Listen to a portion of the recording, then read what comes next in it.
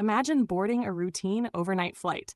You fasten your seatbelt, watch a movie, maybe even fall asleep. You expect to wake up in another country, but for 239 people on board one flight that morning, never came. On the 8th of March, 2014, Malaysia Airlines Flight MH370 disappeared from radar. No distress call, no emergency message, no confirmed crash site, just silence. More than a decade later, despite one of the largest and most expensive search operations in aviation history, the aircraft has still not been found. How does a modern airliner simply vanish? This is the mystery of MH370. The date was the 8th of March, 2014. Malaysia Airlines Flight MH370 was scheduled to fly from Kuala Lumpur, Malaysia to Beijing, China. On board were 227 passengers and 12 crew members. Among them were business travelers, students, families, children, people simply heading home. The aircraft was a Boeing 777, one of the safest commercial airplanes ever built. Nothing appeared unusual before takeoff. At 12:41 a.m. local time, the plane lifted into the night sky. No one imagined history was about to be made. For the first part of the journey, everything went exactly as expected. The aircraft climbed to its cruising altitude, weather conditions were good, communication with air traffic control was normal. Then, at approximately 1:19 a.m., the cockpit transmitted what would become one of aviation's most famous final radio messages. "Good night, Malaysian 370. Nothing sounded unusual. No panic, no warning, no indication that anything was wrong. Less than 2 minutes later, the aircraft disappeared from civilian radar at first. Controllers assumed there had been a communication problem, but military radar later suggested something extraordinary. Instead of continuing toward Beijing, the aircraft appeared to turn back. It crossed the Malaysian peninsula, then headed northwest. Why? No one knows. The aircraft's transponder, the system that broadcasts its identity and position, had stopped transmitting, yet radar indicated the plane continued flying. This changed everything. It wasn't simply a crash.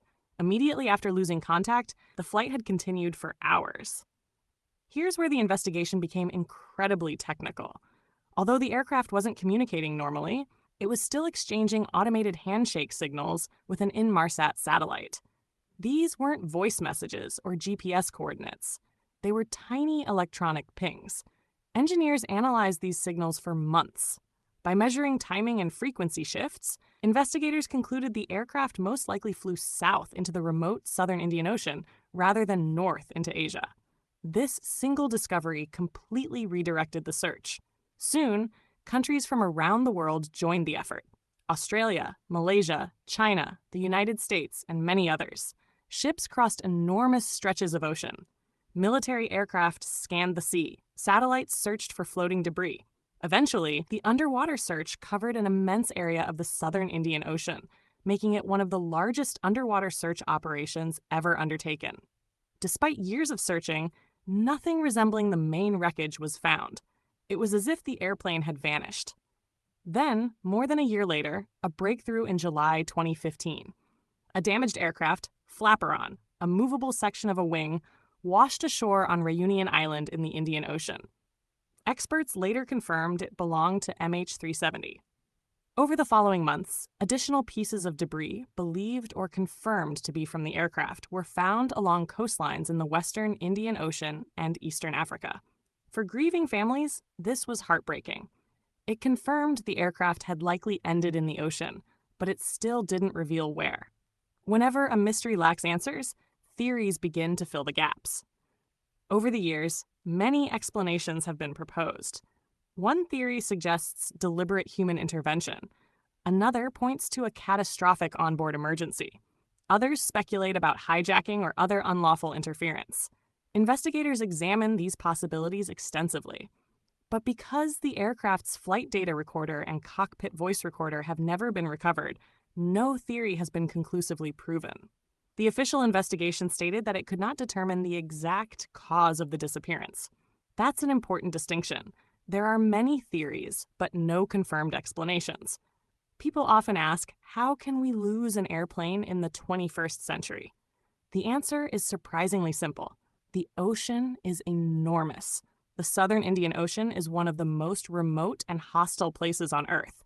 Some areas are several kilometers deep. Strong currents can carry debris thousands of miles.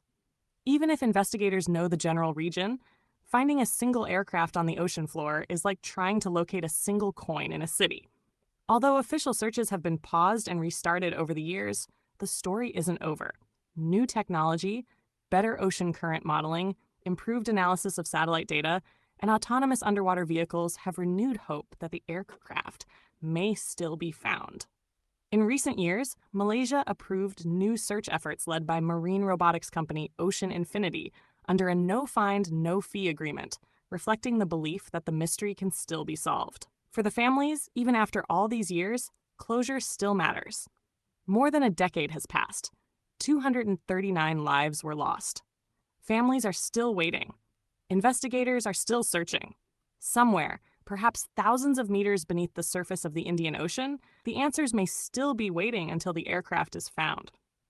MH370 will remain one of the greatest mysteries in aviation history. If you enjoyed this documentary, subscribe to Hidden Tabs. Every week, we explore real mysteries, forgotten stories, and the internet's deepest rabbit holes, always separating fact from fiction, because sometimes the truth is stranger than anything we could invent. Thanks for watching. Stay curious.